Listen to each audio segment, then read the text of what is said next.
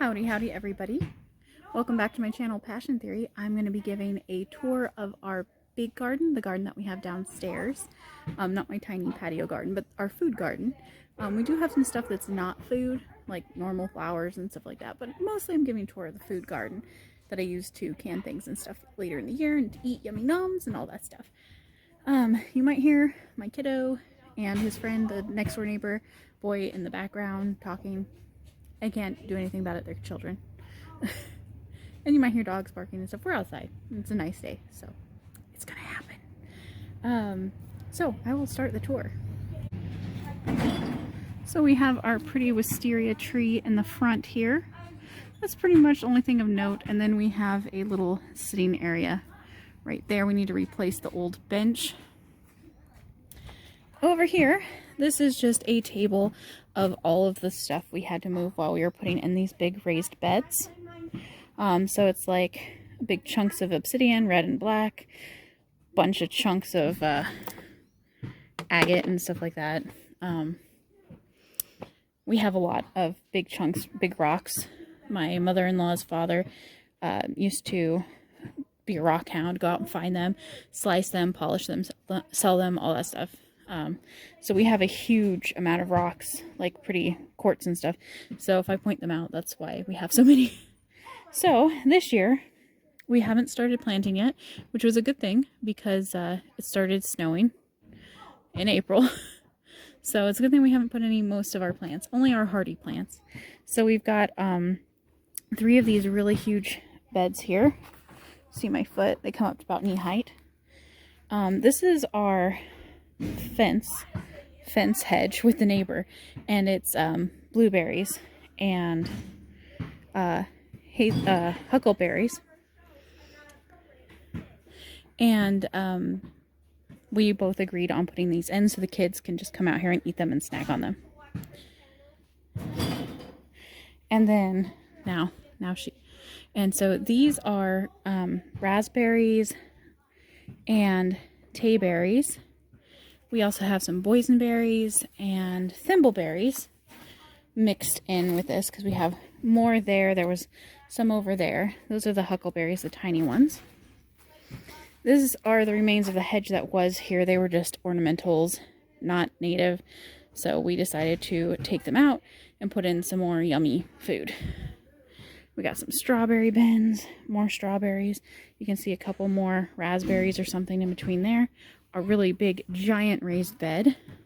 And so we're going to be growing potatoes and squash and cucumbers and eggplants, green beans, all sorts of stuff. We got a little fern friend. And then this little archway, if you look, see a little mushroom thing down there? This is my son's little fairy garden. And those 2 pots are a part of that. So that's what those are there. He hasn't decorated it yet this year. This tree here is one of our Asian pear trees, as is that one and that one. This tree here is a golden plum tree.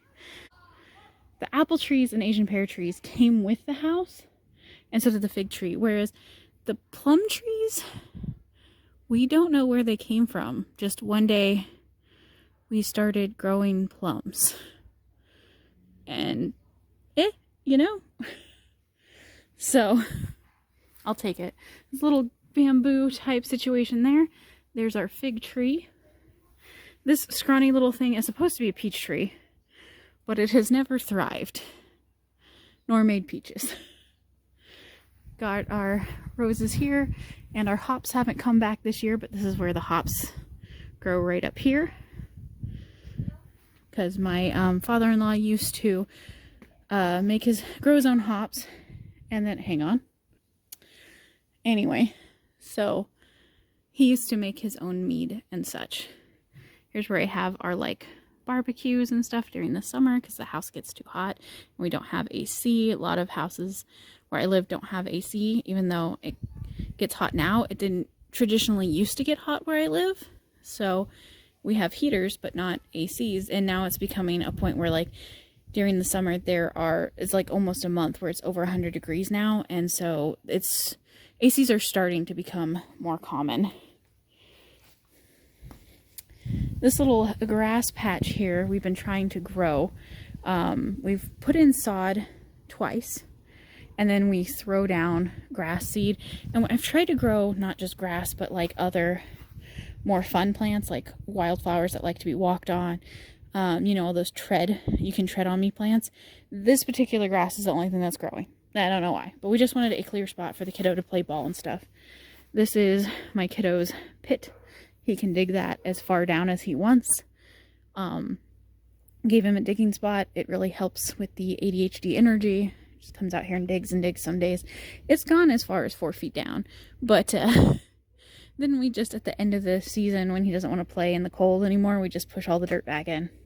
So it is a self-sustaining hole. All right, let's go check out the other section of food area. Here's what I mean when I say we have lots of rocks. Just bins and bins of cut rocks. So, oh, this is the apple tree right here. There's actually 2 here. This is a miniature fig tree, 2 of them, a male and a female, so we get fruit.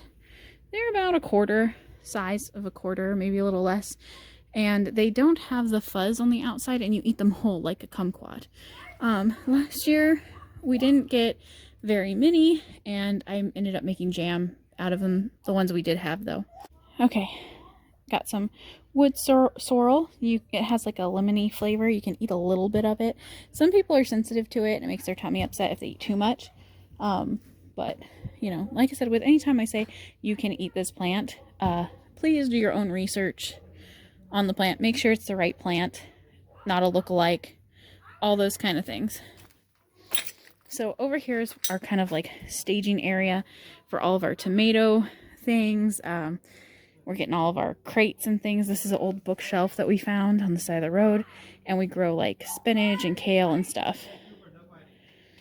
And then the neighbor's dog just came out. And then we have all of some more strawberry plants.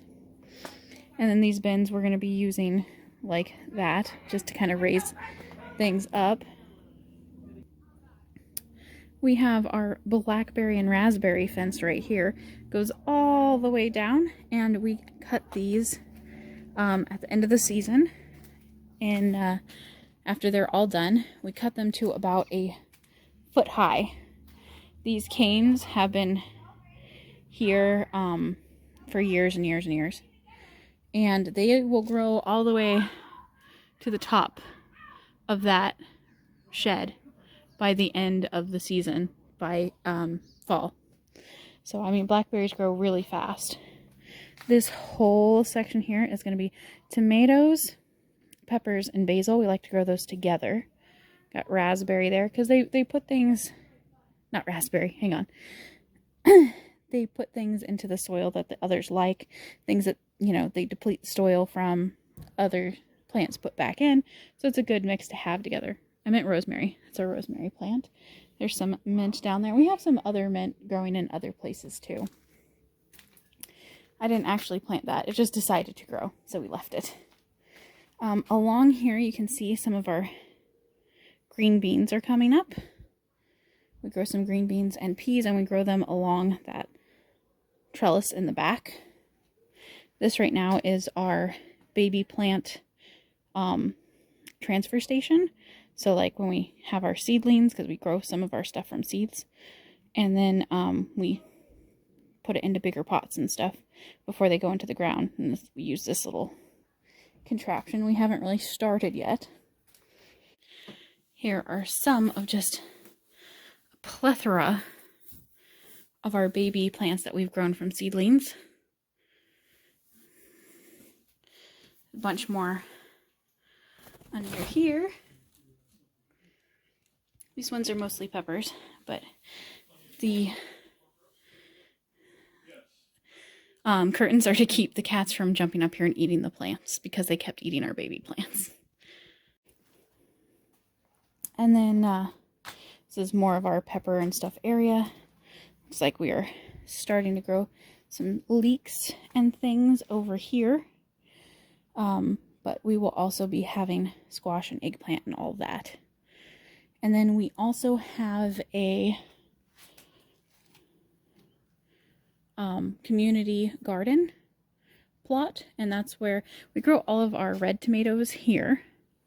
And at the community garden plot, we grow our yellow, white, and green tomatoes, because when they become ripe, that's the color they are, and purple. We have purple tomatoes too. And people can't tell that they're ripe, so they don't take them. We also grow like our white eggplant there, because people aren't used to seeing that kind of eggplant and things like that. So just things people aren't used to. And we also grow like kale and spinach because people aren't as likely to come take that. But I don't mind because we have so many tomatoes, end up with so much leftover that I don't mind. But my mother-in-law really doesn't like people taking the food if she's put all of her energy into it. And I guess I get it. I'm just like, the one tomato plant's gonna make like a bajillion tomatoes, so I have less of a problem with it, but I get it. It can be frustrating. All right, so remember to make time for your passions. Your passions. You. Yes, you. And have a wonderful day. It is April the 15th, so I will try to make a new video May 15th, as long as I can remember to do it around that time, so we can do an update and see where all the food is coming along and things like that. I'll see you guys next time. Bye for now.